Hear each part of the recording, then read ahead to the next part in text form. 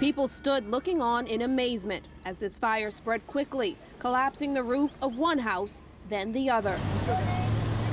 Corey Darling lives a block away and says the flames were visible from his backyard. We came around the corner, and as we walked around, we noticed through the backyards on Fontainebleau, you could see flames through their house. Fire Chief Tim McConnell says crews were first called to respond to a vehicle fire. Once they arrived, a second, third, and finally a fourth alarm was rang to get more support because it had spread to 2 adjacent houses. Car fires are quite spectacular. A lot of plastic involved in them, and so when they burn very, very hot.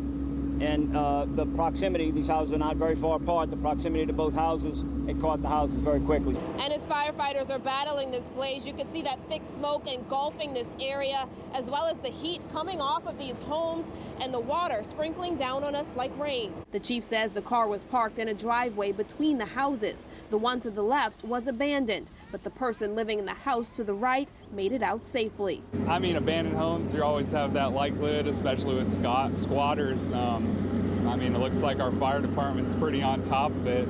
Can't even count the number of engines here. About 30 units responded to the blaze, with close to 70 firefighters on the scene. The firefighters did a real good job of getting to this quickly and containing it, keeping it contained despite the damage to these 2 houses. We do have 1 injury. A firefighter was transported. That firefighter sustained minor injuries, and no one else in the area was injured.